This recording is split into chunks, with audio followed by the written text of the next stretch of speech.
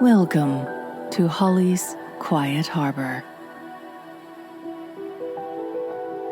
Take a deep breath and let your mind begin to rest.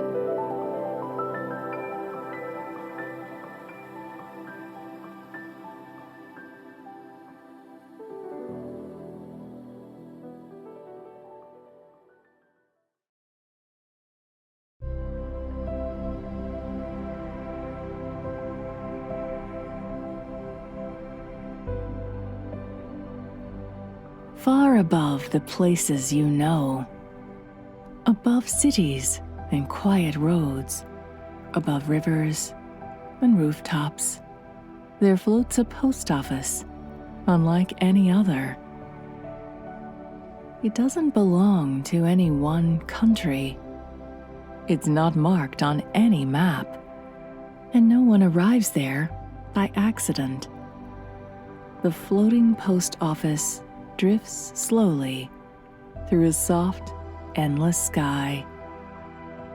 Not a bright daytime blue, and not quite night, but a calm, dusky in-between. A place where the light is always gentle, and the air feels still, as if the world itself has paused to rest. The building is small and welcoming, with wide windows glowing in warm amber light. Its wooden exterior is worn smooth, as though it has been carried carefully through the years. A small bell hangs above the door, not to announce arrivals, but simply to sway gently in the breeze. Tonight, somehow, you find yourself there. There's no journey you remember taking, no steps to retrace, only the quiet awareness that you have arrived exactly where you need to be. As you approach, the door opens easily beneath your hand. The bell above it gives the faintest sound, a soft, distant chime, like something remembering how to ring. Inside, the air is warm.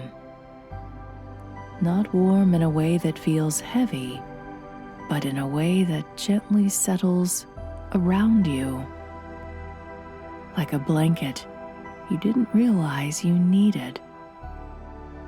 The room is filled with shelves, rows and rows of them, each one lined with letters.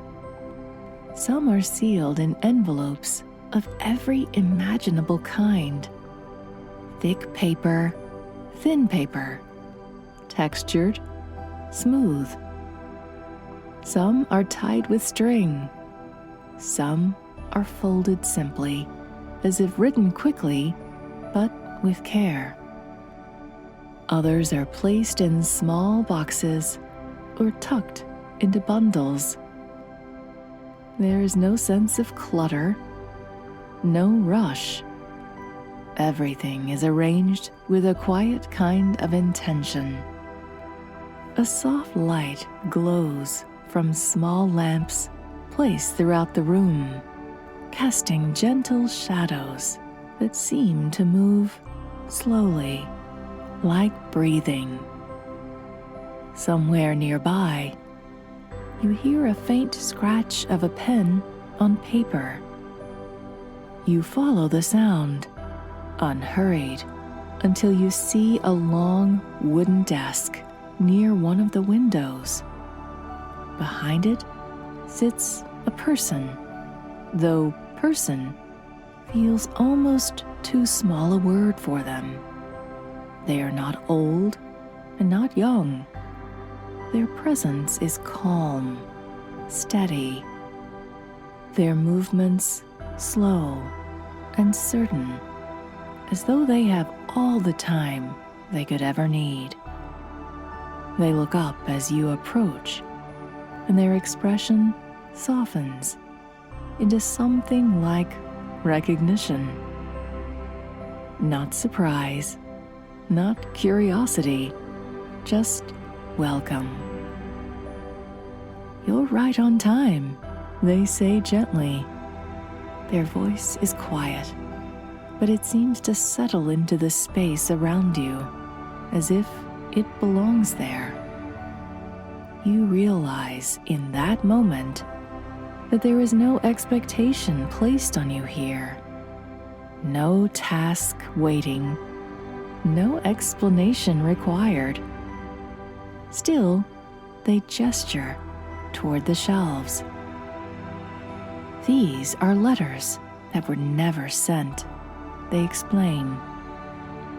You glance back at the rows, at the countless envelopes, each one holding something unseen. Not because they weren't important, they continue, as if hearing your unspoken thought, but because sometimes the moment passed, or the words were too difficult, or life simply moved on. There was no sadness in their tone, only understanding. "Would you like to see?" You nod, or perhaps you simply think yes. Either way, they rise from their chair and move toward the nearest shelf. You follow. They reach out and take a letter, not randomly, but with a quiet sense of knowing. They hold it for a moment, then place it gently into your hands. The envelope is soft and slightly warm, as though it has been held before. You don't feel the need to open it. Instead, as you hold it, something else happens. A feeling, not overwhelming or sharp, but present. It is the feeling of something someone once meant to say. A simple thank you, perhaps, or an apology that never found its way into words, or a quiet moment of love that remained unspoken. It doesn't belong to you, and yet you're allowed to hold it for just a moment. There is no urgency, no need to understand fully, just a gentle awareness. After a time, seconds or minutes, it's hard to tell, the feeling softens. It doesn't disappear, but it settles, like something finding its place. You hand the letter back. The caretaker nods, as if this is exactly how it is meant to be. "They don't need to be delivered," they say softly. "Not in the way people think." You tilt your head slightly and they smile. "Some words simply need to exist," they explain. "To be felt even briefly, to be held even once." They return the letter to its place. You move together through the space, slowly. Each shelf seems to carry its own quiet atmosphere. One holds letters written in joy, celebrations that were never fully shared, small victories that slipped past unnoticed. There is a lightness here, like laughter echoing softly. Another shelf feels heavier, but not in a way that presses down, just fuller. Letters of things people wished they had said sooner. Words that waited too long. And yet, even here, there's no regret that lingers sharply, only a soft sense of release. You pass a table where several letters are laid out, each one glowing faintly. These are being sorted, the caretaker says, not for delivery, but for letting go. You pause, watching as one of the letters seems to soften, its edges blurring slightly. What happens to them? You ask, your voice quiet. The caretaker considers this. They become part of the sky, they say. You look toward the window. Outside, the dusky sky stretches endlessly, filled with faint, drifting lights, like distant stars or fireflies moving slowly through the air. Each one, you realize, might be something that was once held too tightly, something that has now been released. You feel your shoulders relax just a little more.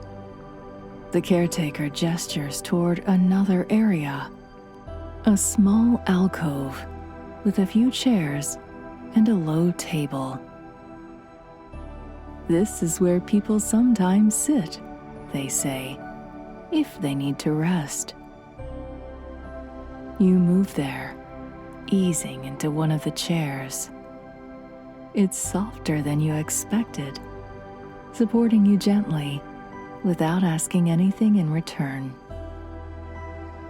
The caretaker places a small stack of letters on the table. These are different, they say. You reach for one. The envelope feels familiar in a way you can't quite explain. As you hold it, a quiet thought begins to form. The sense of something you once meant to say. Maybe to someone else. Maybe to yourself. You don't have to open it. You don't have to finish the thought. You simply sit with it. And in doing so, something shifts, as if a small space inside you has been cleared. The caretaker sits nearby, not watching, not waiting, just present. After a while, you set the letter down. They nod again. Sometimes, they say, we carry words long after they've stopped needing to be carried.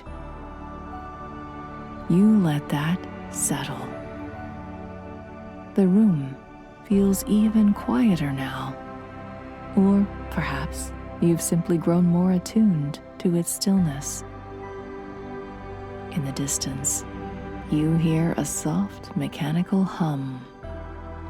You glance toward the back of the room, where a small device sits on a wide table. It resembles a printing press, but slower, gentler. A single sheet of paper rests within it, and as you watch, faint words begin to appear. Not typed, not written, but almost formed. What is that? You ask. The caretaker follows your gaze. That, they say, is where new letters begin. You tilt your head.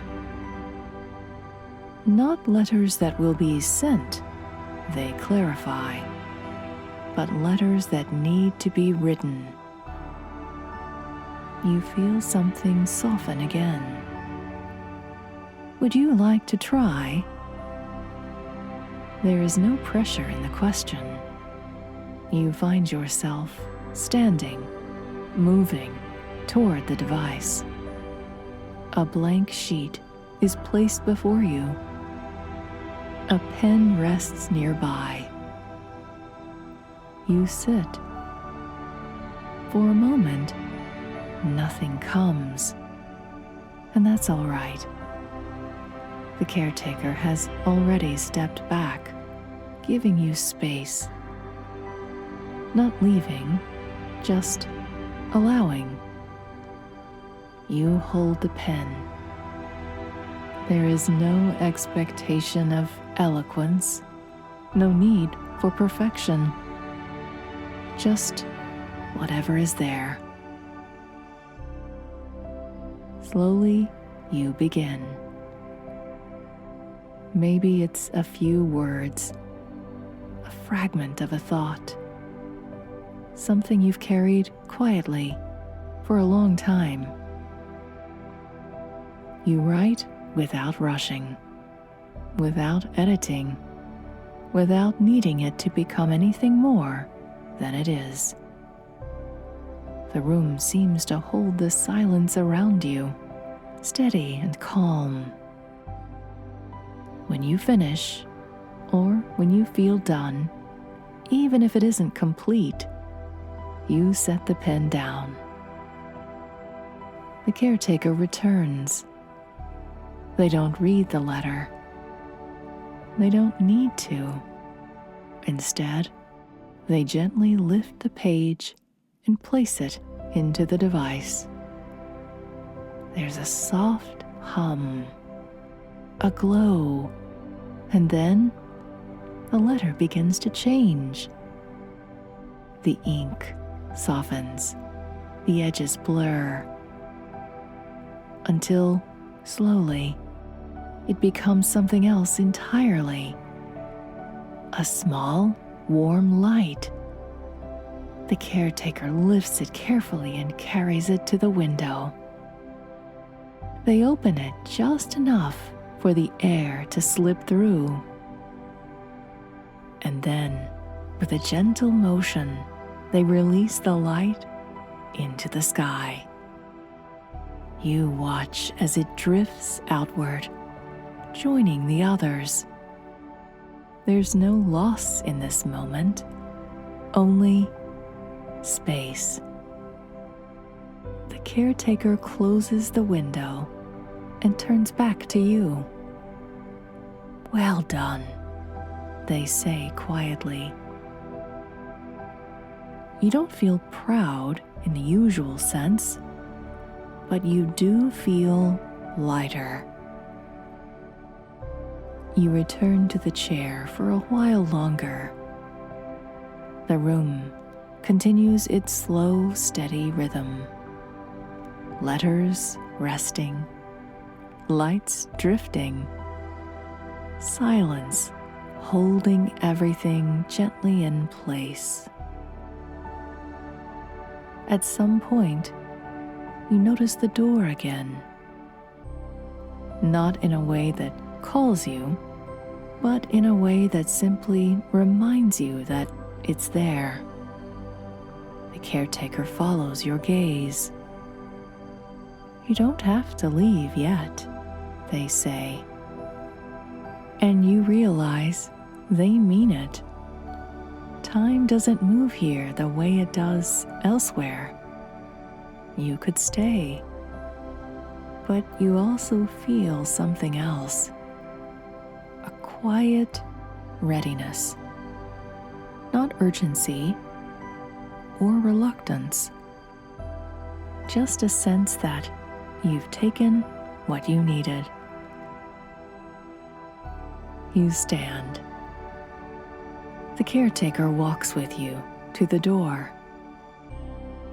They don't offer instructions, no final words of guidance, only a gentle presence beside you. as your hand rests on the door, they speak once more. If you ever have words that feel too heavy to carry, they say, you know where they can rest. You nod. The door opens. The soft chime sounds again, just barely. And as you step through, the warm light fades into something even softer. The sky shifts. The shells disappear, and you find yourself somewhere quieter still, somewhere familiar. Your breath slow, your body resting. The memory of the floating post office lingers, not as a place you need to return to, but as something that now exists gently within you. A reminder that not everything needs to be said. Not everything needs to be finished. Not everything needs to be held. Some things can be simply released. As you settle deeper into rest, you may notice how much lighter everything feels. How the thoughts that once pressed in now drift more softly. How the space around you seems wider, calmer, still, and far above, the floating post office continues its slow, peaceful drift, holding what was once unsent and turning it quietly into light.